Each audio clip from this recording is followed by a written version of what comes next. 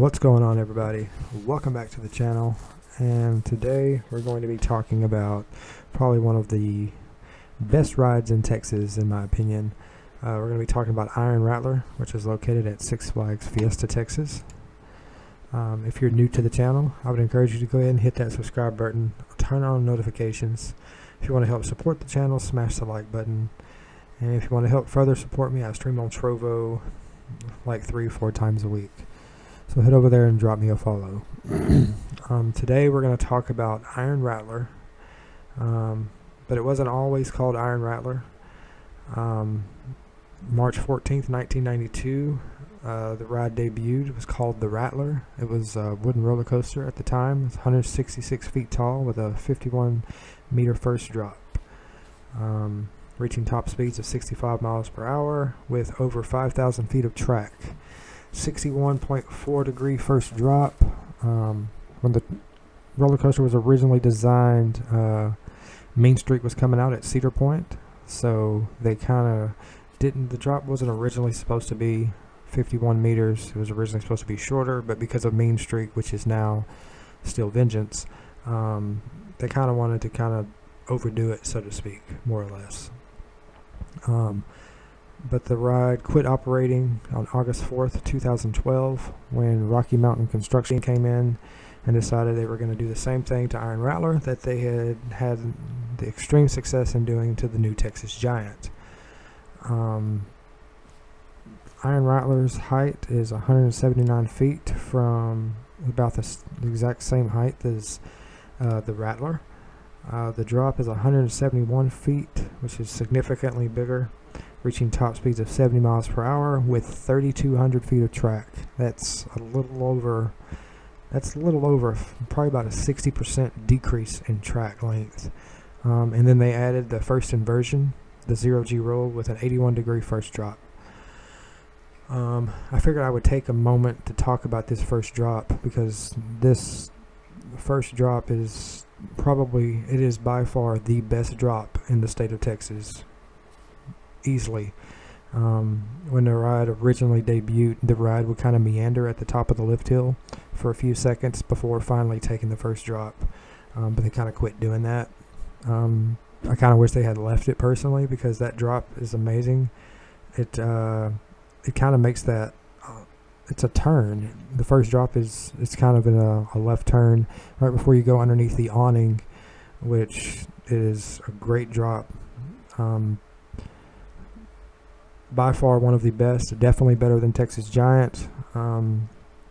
It's a bigger drop than Wonder Woman. Wonder Woman has a 90 degree first drop, but that's for a different video. This ride only has one tunnel at the end after you make the plunge off the quarry wall right before you hit the brakes. The one thing I want to note about this is this ride doesn't have a lot of airtime. It has like two really big hills of airtime. As you're coming off the 0G roll, you get a little bit of hang time on the 0G roll, but there's really not a lot of airtime moments in this compared to New Texas Giant, but the airtime quality in this ride is better than New Texas Giant. You got if you're sitting in the back car, this is definitely a back car ride for airtime.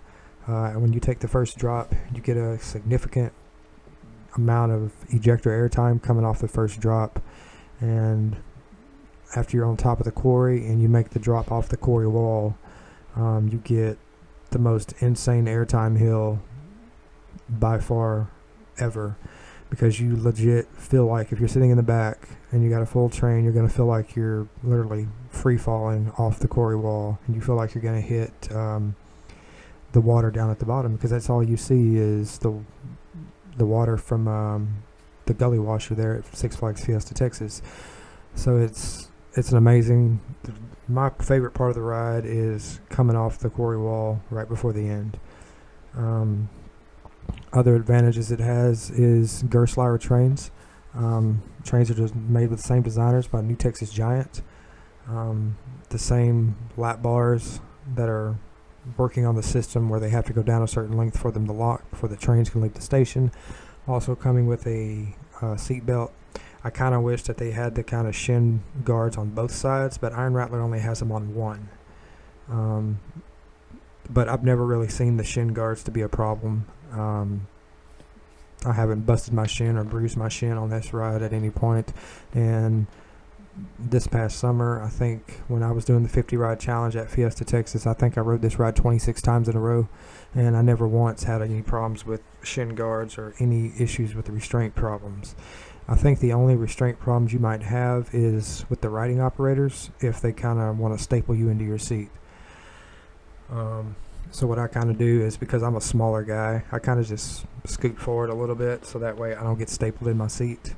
And it's really not going to cause a safety problem, because if the lap bar doesn't go down far enough, it's not going to launch the ride.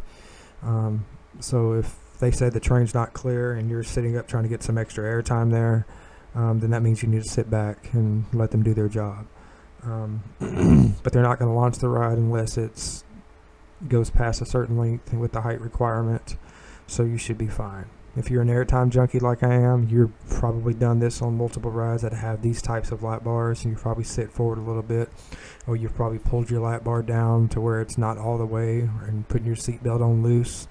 It's just a completely natural thing for us enthusiasts compared to the general public who want to be completely secured and strapped in as tight as they can possibly get. The Iron Rattler runs on 2 trains. It has 6 cars per trains, ranging from rows of 2 across and 3 behind. The train will ride 24 riders at a time, which is pretty significant. The wait time line on this ride can get pretty long in the peak of the summer. I've seen this line wrap all the way from the station almost all the way to Roadrunner Express. We went there last year for Labor Day weekend, and it was insane. So we'll probably be going back there for Labor Day, but on those busy days, Flash Pass is going to be your best. It's going to be your best bet. This ride mainly focuses on the overbank turns and the 0G roll. It's a 113-foot tall 0G roll, and it's actually really dope because it comes up right off a bank turn straight into a 0G roll, and then you kind of just meander there.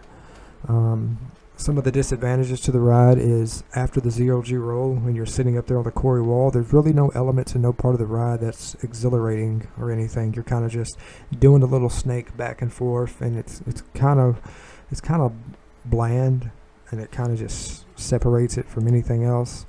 But that's really the only pacing problem that we have with this ride. Throughout the rest of the ride, you've got the drops and the bank turns, and it's always going. There's always something exciting going on. You've got 2 bank turns and the 3 bank turns, and then you got the 0G roll, then you're on top of the quarry wall, and then you have the most awesome drop off of airtime moment on this ride when you come off the quarry wall and into the tunnel of complete darkness.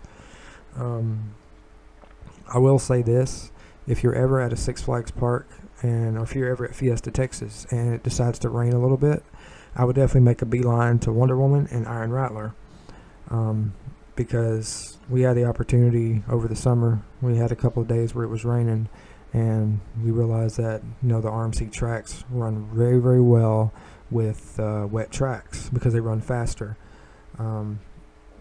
So they were running full capacity with rain, and it was cloudy and stuff, so that was fine. And even that night it started raining too, so we got a night ride with wet tracks in the back. Nothing greater than that. This ride duration is the only really bad thing about it, but I don't think it should count off to the ride as far as scoring the ride, because the duration of the ride really, really stinks. It's a short ride, but it's worth the wait. People wait 2.5, 3 hours for this ride because it's worth it. It's worth every second, and it's worth every second waiting to ride this thing. I think above all, I kind of feel like after the drop off the quarry wall, that the ride could be a little bit longer, kind of after the tunnel, but it's not. So it's kind of a one-hit wonder. But it's definitely a very, very great ride. I always say that, this type of ride should be classified into, I wish it was, closer, because I could ride this thing all day, because I really could. And I have. Back when there was nobody going to the parks last summer in 2020, me and the Coaster Outlaws, man, we just sat there and rode this thing like countless times.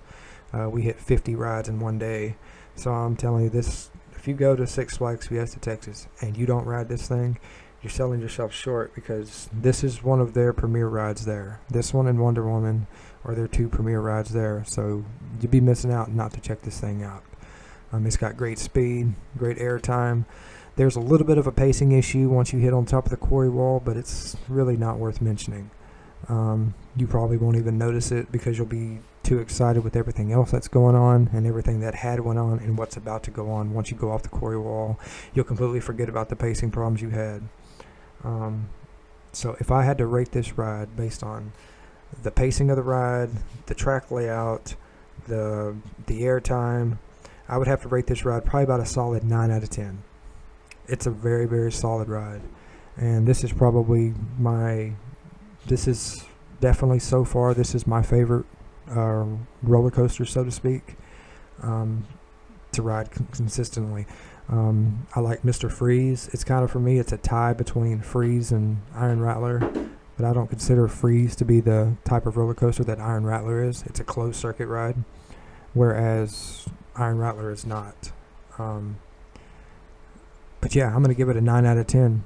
I love this ride, and this thing is completely incredible. Like, Rocky Mountain Construction did a great job putting everything together, and they did a great job. And even the general public, they always love riding this thing, and I think it really shows about how far they've went to implement everything here. Well, man, that's going to do it. Iron Rattler, 9 out of 10. Let me guys know in the comments, what do you guys think about the ride? Did you like it? Did you dislike it? What do you like the most about the ride? Do you want me to do a review on another ride? If you did, if so, which one? Let me know. And we will see you guys in the next one. Peace.